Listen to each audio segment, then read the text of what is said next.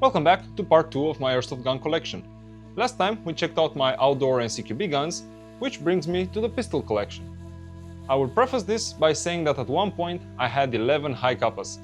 That was unhealthy, so I got help, and now I'm down to 6 and a lonely Glock in between. Oldest one in my collection, this WE Baby High Kappa 3.9 Velociraptor. It was fun while it worked, and that was for about 4 games. It used to have a full auto switch, but that broke really fast, and trying to get parts for this is almost impossible. After many years, I took pity on it, fixed it up. It only shoots semi now, but it's so worthless I don't think anyone would pay any money for it, so it's a wall piece. Next, we have the sidearm that followed me through all my outdoor games, and that is this custom SSP-1. I milled the slide myself on the CNC, the outer barrel is a prototype, non-dropping one, and there is some custom sauce inside the trigger box, so I get a nicer pull. Everything else is standard, just a reliable sidearm. This next SSP-1 is what I used to start playing Speedsoft basically, for a short period of time. I had a slide and mag wall custom airbrushed and covered in a thick layer of clear coat, so it's protected. I made a custom charging handle for this, some changes to the trigger area for a lighter pull, but that is about it.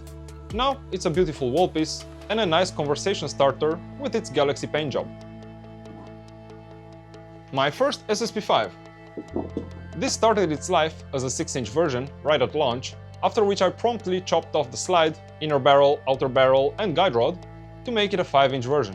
Cerakoted it blue and grey, this dominated 1.5 years of Romanian Speedsoft tournaments. Recently I got tired of the frame breaking, so I got a full CNC advanced one from 5KU.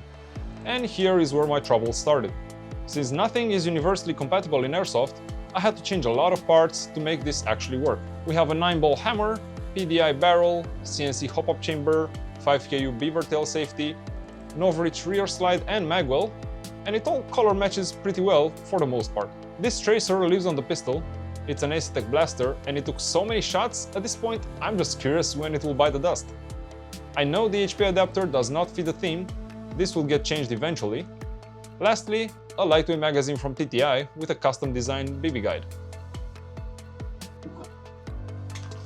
Another SSP-5 that is a workhorse.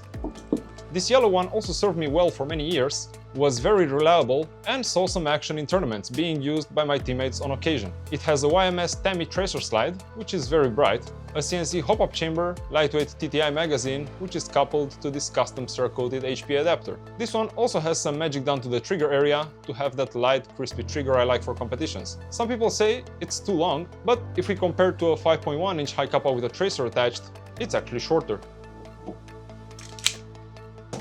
Last SSP-5 in my collection is the Joker themed one, in 4.3 length. This one received the full Cerakote 2-tone paint job, as I like to have unique guns, and some laser etching was added on top to bring in those extra details. This one doesn't have any fancy modifications, apart from the front slide and barrel, which I cut and milled myself, as this was also built before the official 4.3 was released. The HP adapter is again a Monk Customs one, the first edition, SLS printed. It also has the TTI lightweight magazine and an Asetek Blaster C tracer to match.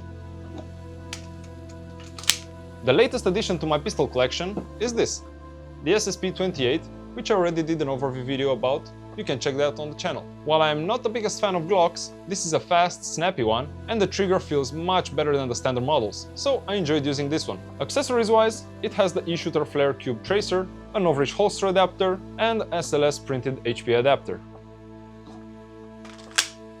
Finally, the worst nightmare of milsimers, the Speedsoft guns. These were the most recent additions to the collection, let's say, since I got more and more involved in Speedsoft these last few years. We'll start this off with the gun I've had for the longest time, the Forged Carbon build. It will take an eternity to list all the parts and modifications on this, so I'll try to keep it short. It has a CNC milled lower by me, an upper carbon piece designed by me as well, printed in MJF nylon, a Gate Pulsar S inside the centering sleeve I also designed myself, running on a Gate Titan 2. The grip is designed by xMarinique for the Flow Max regulator. You can find it on Cults 3D. The FCU sits in a custom gearbox I designed and CNC milled as well, and it has a max hop-up chamber with a steel 601 barrel. In the front, we have an e-shooter flare BT tracer with a custom carbon case to fit the aesthetic. This is the lightest gun I own, and while it doesn't shoot the fastest and it isn't the most accurate one, it's still perfectly adequate for tournament play. Next up, the Ark Air Sports rifle.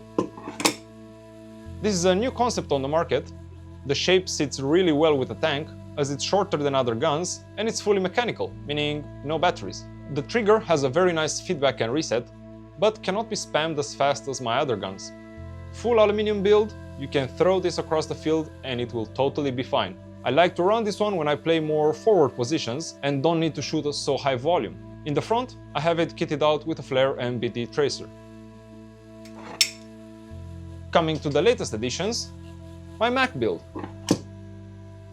This has a sick color shift Cerakote finish by Mac, a grip designed again by xMarinique, and the Flow Max regulator in there.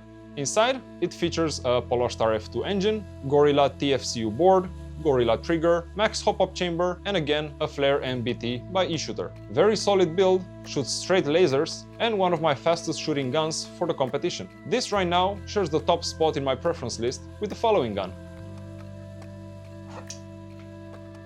The tank. This is the most recent build. You probably saw it on the channel, with the main idea behind it being strength. It was designed and spec'd to be the most resilient gun I have, shoot as fast as I can, while also being extremely accurate. If you want to see more of this, you can check out the build video somewhere here. It has a 1-of-1 CNC grip, a Mancraft receiver, Polarstar Fusion engine, basically all the goodies. No expenses spared on this bad boy. To finish it off, again, a flare and BT in the front for a tracer. You really can't go wrong with the value on this one. And this concludes the tour of my collection. Leave a like down below if you enjoyed seeing all these, and consider subscribing to the channel for more content like this. Just like in part 1, I wanna know which gun would you like to own out of all of these. See you in the next one.